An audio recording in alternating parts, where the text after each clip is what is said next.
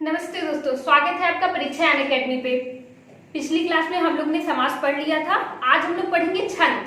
छंद एक बहुत महत्वपूर्ण टॉपिक होती है। इससे हमेशा एग्जाम में क्वेश्चन बनते रहते हैं। इससे बहुत कम ही ऐसा देता है कि आपको दे देगा दोहा और उस पे क्या बोलते हैं मात्राएं पूछ लेगा, लेकिन अधिकतर ये पूछता है कि इसमें कितने चरण कितनी मात्राएं होती हैं। तो चलिए आज हम लोग उसको पढ़ लेते हैं। तो देख लेते हैं पहले छंद। छंद मतलब होता क्या है, ये सबसे पहले इसकी उत्पत्ति कहाँ से हुई है, कहाँ से निकला है। तो छंद जो है छद धातु से बना है। किस धातु से? छद धातु से। और छद धातु का अर्थ क्या होता है? छद धातु का अर्थ है आह्लादित। आह्लादित मतलब क्या होता है? प्रसन्न करना या खुश करना। छद धातु का अर्थ क्या हो जाएगा? आह्लादित यानी प्रसन्न करना या खुश करना। तो ध्यान रखिएगा, अगर दे देता है कि छंद धातु किस शब्द से बना है तो आप बोलेंगे छंद धातु छद शब्द से। छंद जो शब्द है वो छद धातु से बना है, जिसका अर्थ क्या होगा? आह्लादित या खुश करना। ये चीज हमेशा ध्यान रखिएगा। हो सकता है 1 नंबर का फर्ज है। अब फिर इसकी परिभाषा तो वैसे कभी देता नहीं है, लेकिन जानने के लिए आप लोग जानते रहिएगा। परिभाषा क्या होता है? वाक्यों और पंक्तियों के लयात्मक क्रमबद्ध स्वरूप को छंद कहते हैं। वाक्यों और पंक्तियों के लयात्मक क्रमबद्ध स्वरूप को छंद कहते हैं। ये तो थी परिभाषा। परिभाषा जरूरी नहीं आपको एग्जाम में, ऐसे ऑप्शनल वाले एग्जाम में तो नहीं पूछता। अगर हाँ एकेडमी वाले बच्चों से हो सकता है दे दे कि छंद किसे कहते हैं, लिखने को दे सकता है। और इससे जो 2-3 मेन पॉइंट है एग्जाम में बन सकते हैं उनको लिखा है। देखिए, छंद के आदि आचार्य। छंद के आदि आचार्य कौन है? अगर आपसे पूछ लेगा छंद के आदि आचार्य कौन है, तो ध्यान रखिएगा छंद के आदि आचार्य पिंगल मुनि है। कौन है? पिंगल मुनि। इनका नाम याद रखिएगा। और इसी कारण हम लोग छंद को क्या बोलते हैं? पिंगल शास्त्र बोलते हैं। छंद को हम लोग बोलते हैं पिंगल शास्त्र। ठीक है, ये एक पॉइंट बहुत जरूरी है, इसको जरूर याद रखिएगा। ठीक है, नेक्स्ट देखेंगे हम लोग छंद का सर्वप्रथम उल्लेख कहाँ मिलता है। अगर एग्जाम में क्वेश्चन बन गया छंद का सर्वप्रथम उल्लेख कहाँ मिलता है, तो आप बताएंगे छंद का सर्वप्रथम उल्लेख ऋग्वेद में मिलता है। और जैसा कि आप सब लोग जानते हैं ऋग्वेद सबसे पुराना वेद है, तो इसलिए छंद का सर्वप्रथम उल्लेख कहाँ मिलेगा? ऋग्वेद में मिलेगा। और इसी बात पे आप छंद के पूछ सकते हैं, छंद के भेद कितने होते हैं, इसके चरण कितने होते हैं, इसके अंग कितने होते हैं, ऐसे पूछ सकते हैं ना। छंद के चरण कितने होते हैं या इसके अंग कितने होते हैं, तो ध्यान रखिएगा छंद के 6 चरण होते हैं। कितने होते हैं? 6 चरण या 6 अंग होते हैं। अब इसको याद करना बहुत आसान है, जैसे आप 3-3 करके याद करिएगा। कैसे? वर्ण मात्रा यति गति लय तुक। वर्ण मात्रा यति गति लय तुक 6 है, बहुत आसान है। वर्ण मात्रा यति गति लय तुक। वर्ण मात्रा यति गति लय तुक, ये 6 है। इन 6 को हमेशा ध्यान में रखिएगा। अब इन्हीं 6 के आधार पे आगे जो हम लोग पढ़ना है कि कहाँ कितनी मात्राएं लगेंगी, कैसे कैसे लगेंगी, उसको हम लोग देखेंगे। तो जैसे कुछ इसमें नियम होते हैं, देख लेते। छंद में 2 मात्राएं होती है, ध्यान रखिएगा। छंद में जो हमेशा ये सब तो रहता है ही, लेकिन जो मेन पूछता है आपसे हमेशा छंद में 2 मात्राएं होती है। कौन कौन सी? लघु होती है और एक गुरु। अक्सर आप लोग छंद में सुनते हैं ना, इसमें कितनी मात्रा है, कौन सी लघु मात्रा है, कौन सी गुरु मात्रा है। तो छंद में 2 मात्राएं होती है, लघु और गुरु।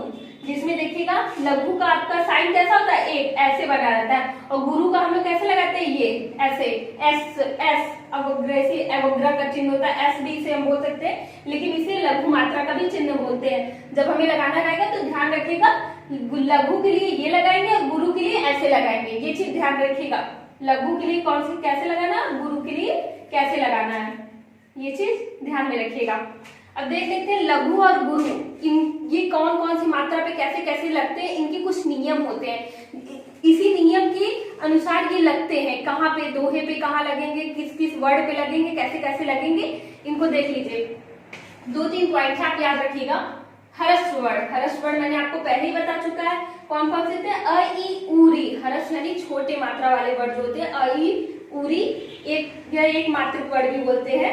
इन पे कौन सा लगता है? लघु। क्या लगता है? लघु। ध्यान रखिएगा, लघु मात्रा लगता है, यानी हम लोग बस एक लाइन खींचेंगे, ये होते हैं लघु लगता है। और फिर आता है दीर्घ मात्रा वाले वर्ड यानी द्विमात्रिक वर्ड। इसमें कौन कौन से आएंगे? आ ई उ ए ओ अ। ठीक है, ध्यान रखिएगा। दीर्घ मात्रा वाले जितने बड़े वाले रहेंगे ना, वो क्या रहेंगे? किसमें जाएंगे? गुरु में। तो वो किसमें जाएंगे? गुरु में। और एक चीज बताना भूल गए, लघु में देखिएगा बहुत ही इंपॉर्टेंट है, बहुत इंपॉर्टेंट, ध्यान रखिएगा। चंद्र बिंदु।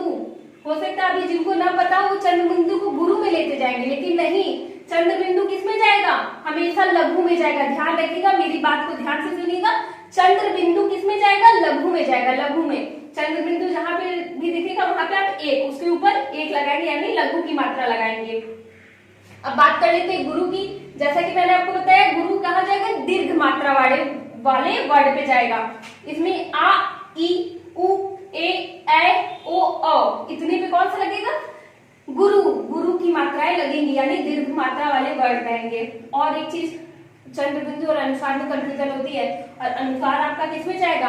अनुस्वार आपका जाएगा गुरु में। जहां भी आपको अनुस्वार दिखे वहां पे आप ये लगाएंगे, ध्यान रखिएगा। चंद्र बिंदु में एक ऐसे, और अनुस्वार में ये गुरु वाले, गुरु की मात्रा लगेगी, और चंद्र बिंदु में लघु की मात्रा लगेगी।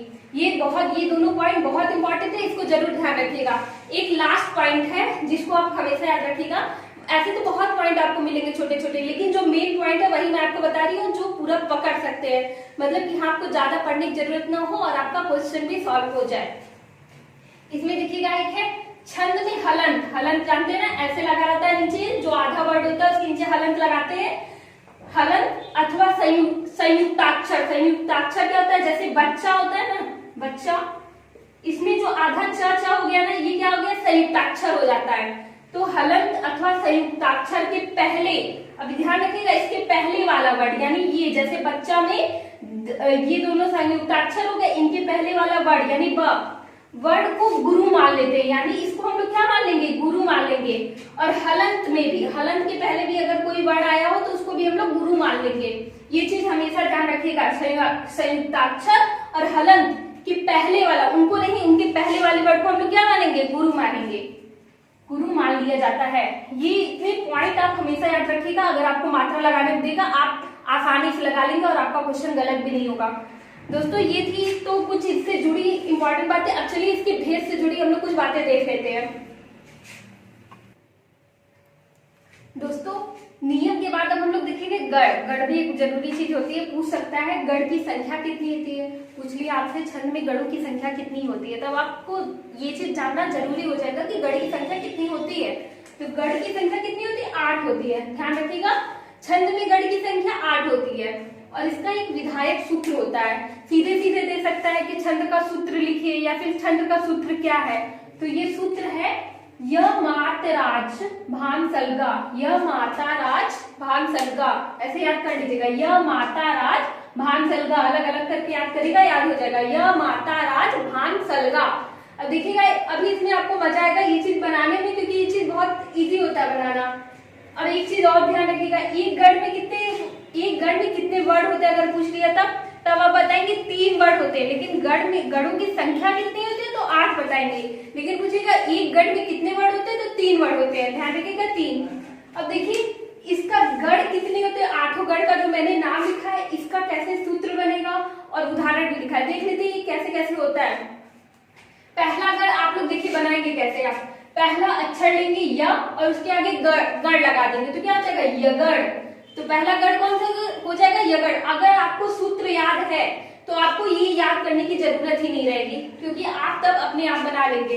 जैसे मैंने पहला अक्षर लिया य, उसके आगे लगा दिया गढ़, तो क्या हो गया? यगढ़। इसी तरह दूसरा अक्षर लेंगे म, उसके आगे क्या लगाएंगे? गढ़, तो हो जाएगा मगढ़। इसी तरह तीसरा अक्षर त, उसके आगे लगा देंगे, तो क्या होगा? तगड़। चौथा है र, तो क्या हो जाएगा? रगड़। पांचवा है ज, तो क्या हो जाएगा? जगड़। छठा अक्षर क्या है आपका? भ, तो क्या हो जाएगा? भगड़। इसी तरह 7वां अक्षर क्या है? न, तो क्या हो जाएगा? नगड़। फिर 8वां अक्षर लेंगे हम लोग स लेंगे, फिर क्या हो जाएगा? सगड़। बस इतने ही गढ़ होते हैं 8 आपके, जिससे 8 आपके कंप्लीट हो जाएंगे। कौन कौन से होंगे?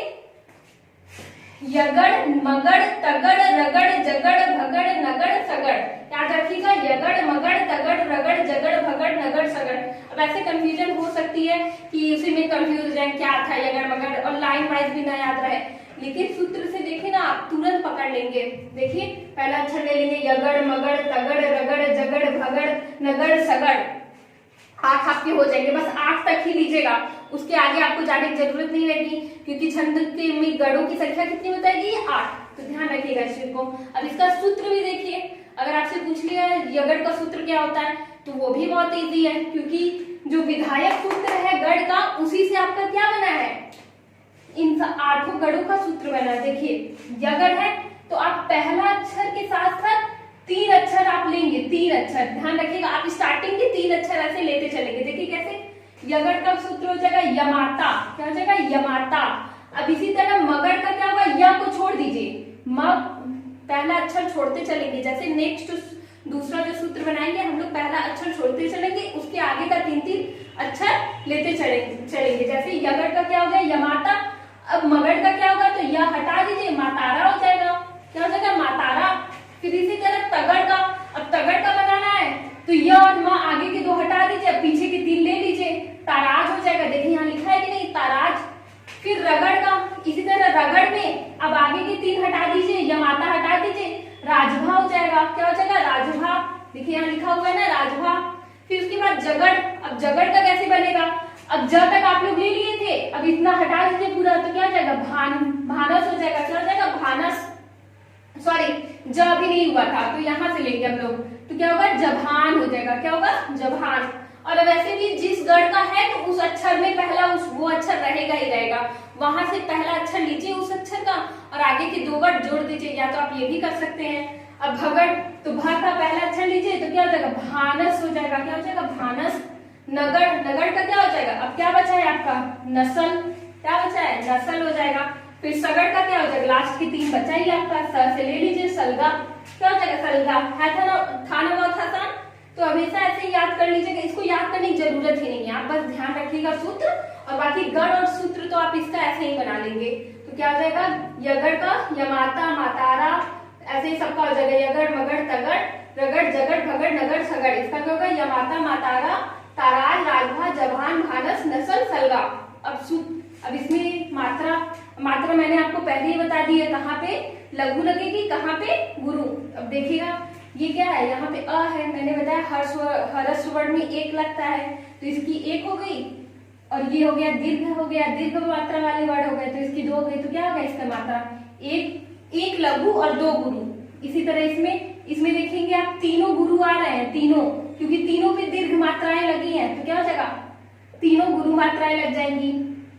फिर इसी तरह इसमें भी देखिए तीनों गुरु है तो इसमें तीनों नहीं, इसमें दो गुरु और एक लगी। राजमा में दो गुरु एक लघु और दो गुरु, दो गुरु एक लघु, और बस इसमें रहेगा पहले क्या होगा एक गुरु एक लघु एक गुरु।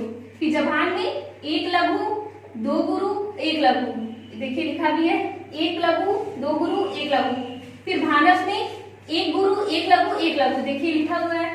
फिर नसल में भी देखिएगा, नसल में तीनों क्या है लघु है, क्योंकि इसमें कहीं मात्रा लगी ही नहीं है, क्या हो जाएगा तीनों लघु हो जाएंगे। और सलगा में एक लघु फिर दो गुरु, ये देखिए एक लघु दो गुरु। अब इसी तरह इसका उदाहरण भी देख लीजिए, उदाहरण मैंने एक ही उदाहरण लिखा है, लेकिन बेहतर यही होगा कि आप अपने से उदाहरण बना के लिख ले। देखिए यहाँ पे इसका उदाहरण भी मैंने वैसे ही लिखा है, जैसे देखिए इसमें यगड़ वाले में देखिए क्या बताया था, एक लघु होगा दो गुरु होगा। देखिए फिर इसमें ये क्या है दीर्घ है तो क्या होगा एक गुरु फिर दूसरा भी गुरु फिर तीसरा भी गुरु, इसमें तीनों गुरु आएंगे। ध्यान रखिएगा, पूछ लिया किस गढ़ में तीनों मात्राएं गुरु रहती हैं, तो मगध गढ़ में क्या रहता है तीनों मात्राएं गुरु रहती हैं। फिर बाजार में देखिएगा दो गुरु, क्योंकि ये सब क्या है दीर्घ है, दो गुरु और एक लघु। फिर इसका देखिए उदाहरण में देखिएगा एक गुरु एक लघु और फिर एक गुरु, ये देखिए इसका है ना। फिर इसका देखिएगा ये लघु जाएगा फिर ये गुरु हो जाएगा फिर ये लघु हो जाएगा, जिसमें दीर्घ मात्रा रहेगी उसमें हमेशा गुरु को लगा दीजिएगा। बहुत आसान है, अगर आप ऐसे उदाहरण करेंगे ना आपको मजा आएगा इसको करने में। फिर देखिएगा क्या बता रहा है, फिर इसका हम लोग देखेंगे किसका भगड़ का देखेंगे, इसमें कितनी मात्रा है एक गुरु एक लघु और एक लघु इसमें जाएगा। और फिर इसमें आप एक दो पूछ सकता है, एक मगध में किसमें सभी मात्राएं दीर्घ रहती हैं और किसमें सभी मात्राएं लघु रहती हैं। तो आपके नगढ़ में आपकी तीनों मात्राएं क्या रहती है लघु रहती है। देखिए लघु तीनों में कोई मात्रा नहीं है, दो चीज हमेशा याद रखिएगा। हो सकता है जैसे ऐसा कौन सा गढ़ है जिसमें सारी मात्राएं दीर्घ होती है, तब आप क्या लगाएंगे मगढ़। और अगर आपसे पूछ लिया ऐसा कौन सा गढ़ है जिसमें सभी मात्राएं लघु रहती हैं, तो आप क्या लगाएंगे ये नगढ़। इसका सूत्र क्या होता है नसल, देख लीजिएगा ये मैंने बता दिया है। अब इसके बाद सगड़, लास्ट क्या है सगड़ में आपका क्या रहता है एक लघु फिर ये भी लघु है क्योंकि छोटा उ है, फिर क्या है दीर्घ, तो लघु दीर्घ, ये याद रखिएगा। आपको जहां भी देखिए बस वही है ना, ये सब तो बस